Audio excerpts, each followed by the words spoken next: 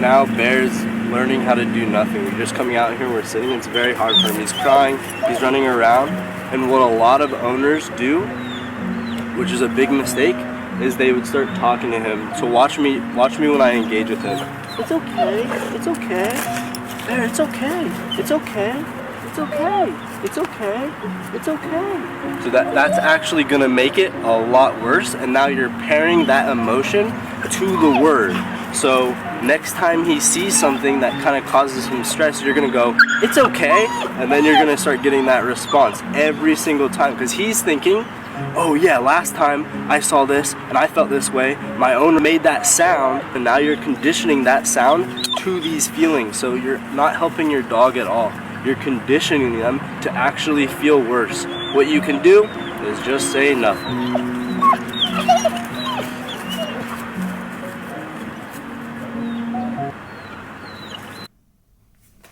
All right, let's talk about this.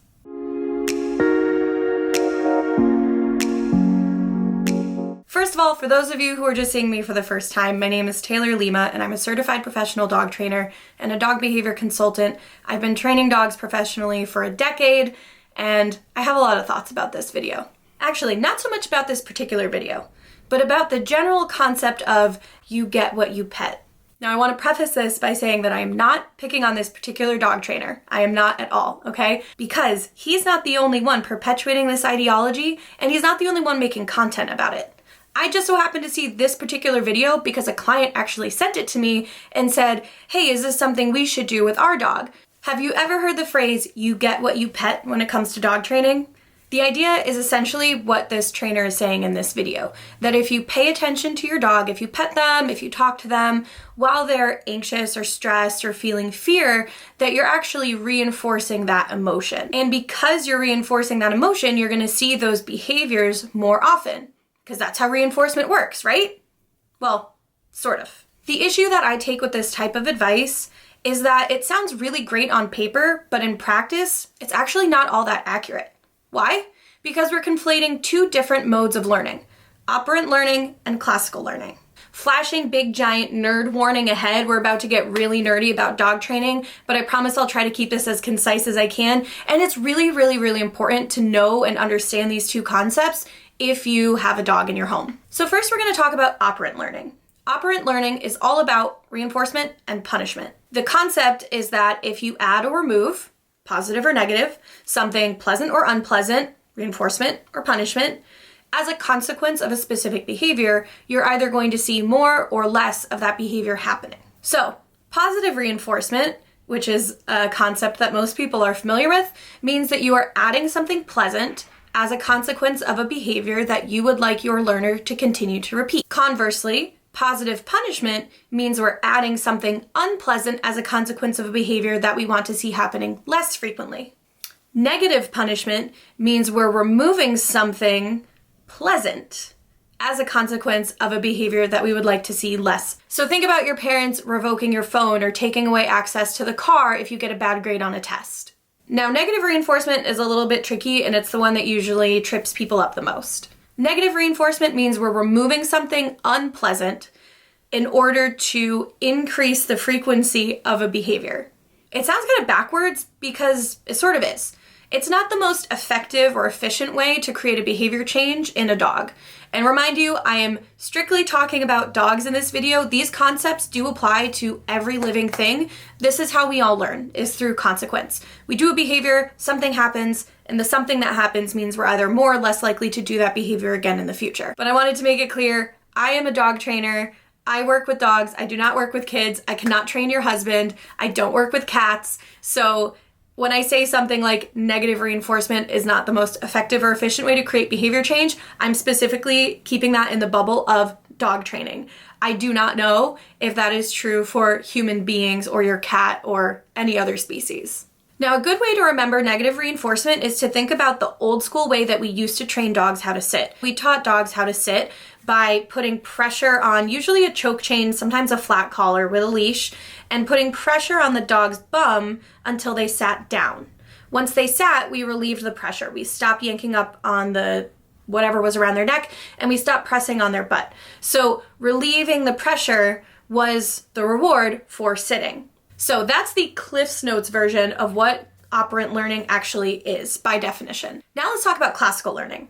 Classical learning is way more simple. It is literally just creating an association between one stimulus and another. The common example that pretty much anybody who's ever taken an intro to psych course is aware of is Pavlov's dog. In this experiment, they rang a bell and then they fed a bunch of dogs in a kennel. Now, over time, the dogs started to display noticeable behavior changes when they heard the sound of the bell ringing. An important distinction that sets classical learning and operant learning apart is that classical learning is not dependent on the learner's behavior. It does not matter what the learner is doing. The only thing that happens is one stimulus happens and then a second stimulus happens. That is it. And this is exactly how we condition animals to a marker like a clicker or a whistle in animal training. We use the sound of the clicker or the whistle to pinpoint the exact behavior that the learner is doing that we're going to then reinforce. Operant learning, however, is entirely dependent on the learner's behavior. That's what predicts what stimulus is going to happen after a behavior happens. If it's a behavior that we're trying to see more of, then we're going to use some form of reinforcement. If it's a behavior we're trying to see less of, then we're going to use some form of punishment. So the problem with the you get what you pet mentality is that we're sort of crossing our wires a little bit. We're sort of getting a little confused between behaviors and emotions. Again, the concept of you get what you pet is that you are reinforcing an emotional response by giving your dog attention when they're fearful, stressed, or anxious, and therefore you're going to see more of the behaviors that the dog exhibits when they're fearful, stressed, or anxious because we're reinforcing that state of mind.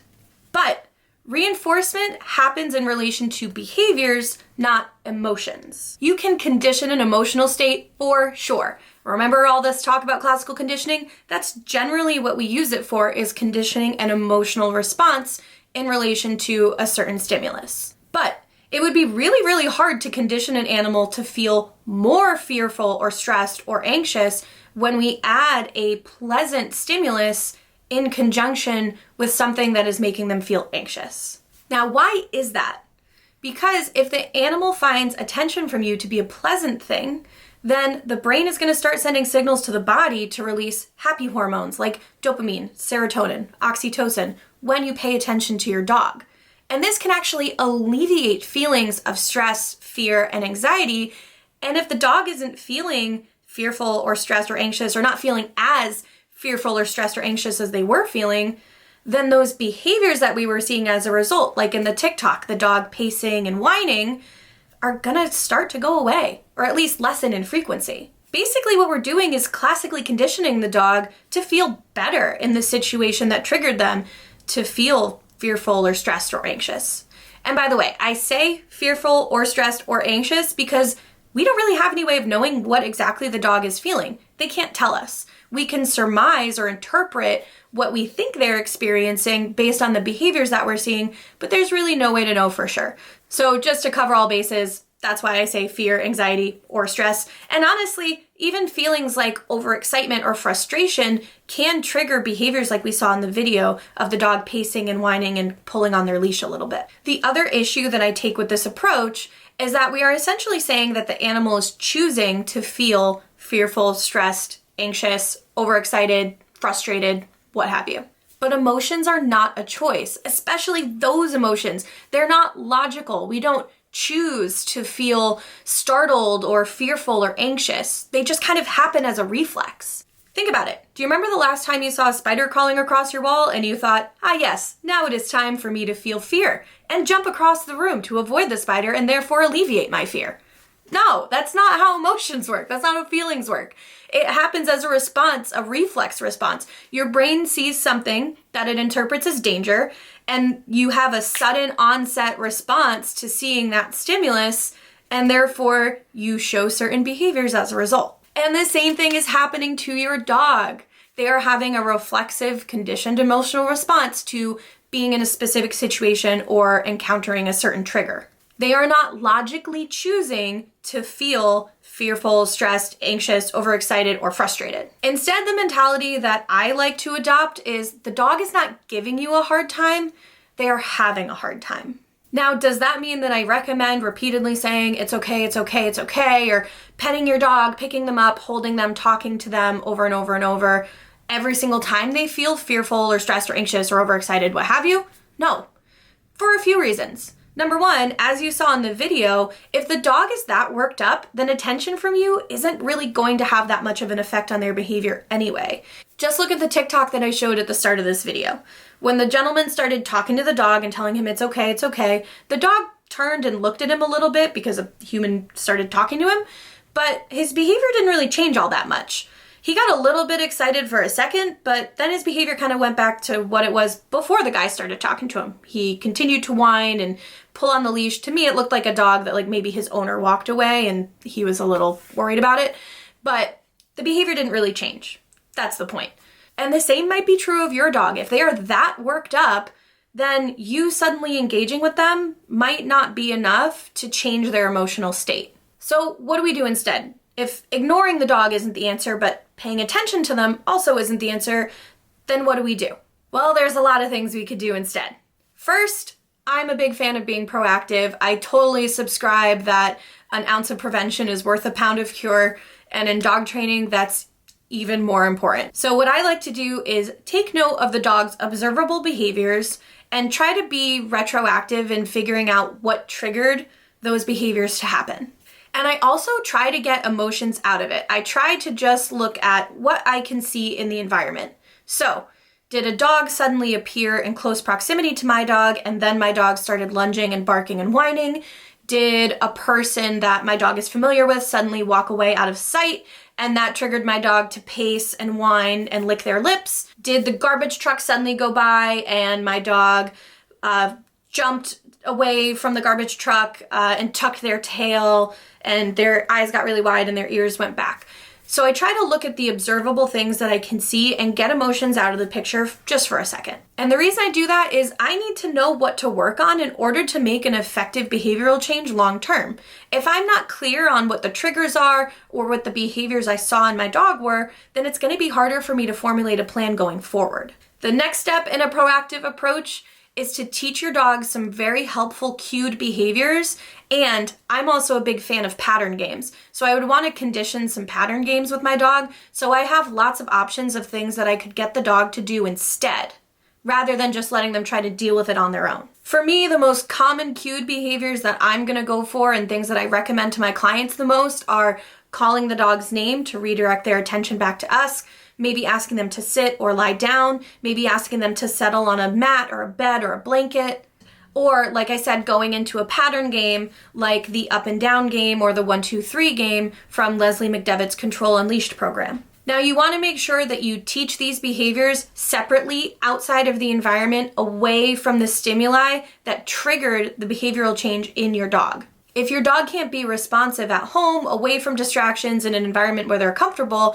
then they're probably not going to be very responsive in a strange environment or around stimuli where they do have a strong conditioned emotional response. The other big part of a proactive approach is to enlist the help of a qualified professional. I promise you, we will see things that you're not seeing. Dog training is as much of an art as it is a science. There is definite science to how dogs learn, how all things learn, but there's also an art in knowing how to apply those concepts to each individual dog and human team, and that is where having a qualified, reputable professional on your side can be instrumentally helpful.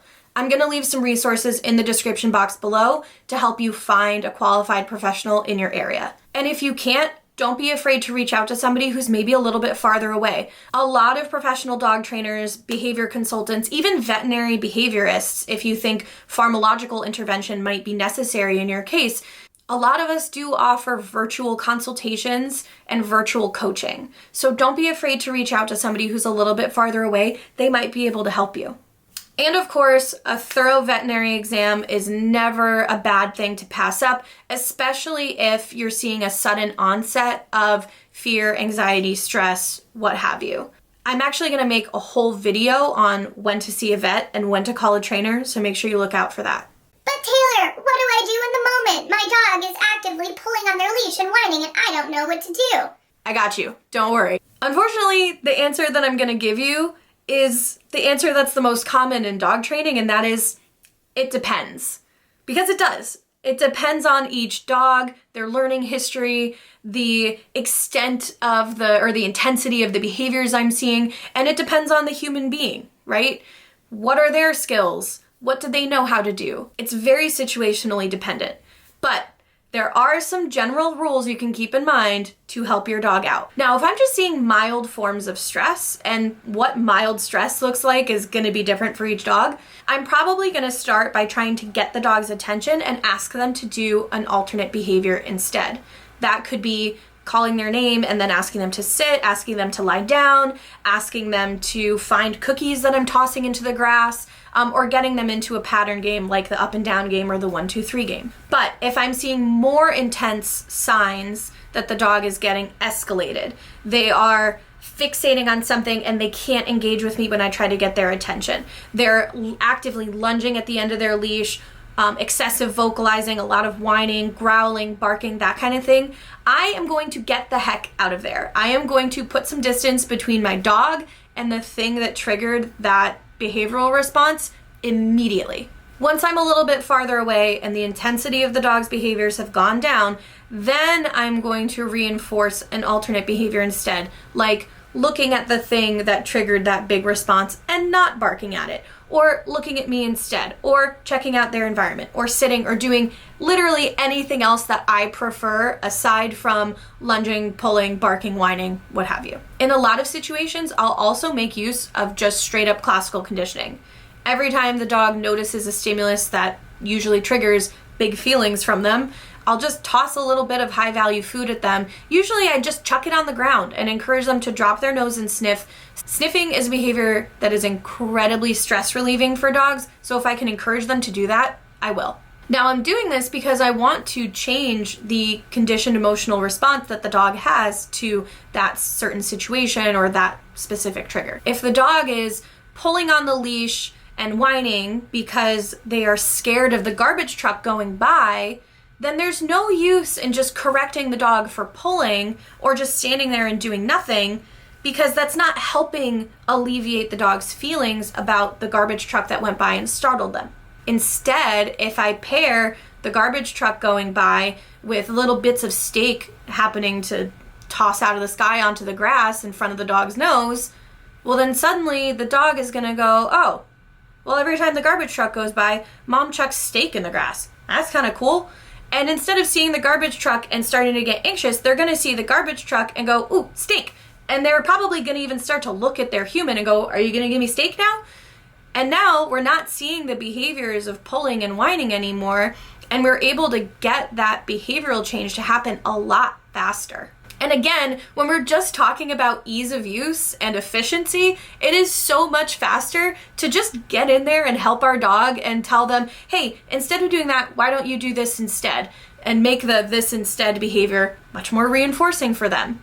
It's a much faster way to get from point A to point B than just letting a dog try to figure out what the hell they're supposed to do on their own. Now, why am I taking that approach instead? Because for dogs, the more that they are in a situation where they're able to continue to rehearse a behavior, the more likely it is that that behavior is going to become habituated. So, in the case of a dog that gets really anxious every time their owner walks away, if we just sit there and do nothing, there's a really good chance that that behavior, the dog staring at the owner and pacing and whining, is just going to get more and more ingrained and could even get more intense in certain situations, because we're not helping the dog learn what they can do instead to cope with how they're feeling. I've mentioned the 1, 2, 3 game several times in this video and the up and down game, and if you're like, what the hell is that? I've never heard this before. Don't worry, I made a video on it that's really quick, goes over the basics of teaching the 1, 2, 3 game, and it shows how I use that behavior to reinforce heel position with a dog, and I'm gonna have it linked right here so you can watch that. All right, hopefully this was informative. Hopefully we all learned something. Hopefully we'll all be better advocates for our dogs in the future. Happy training, everybody.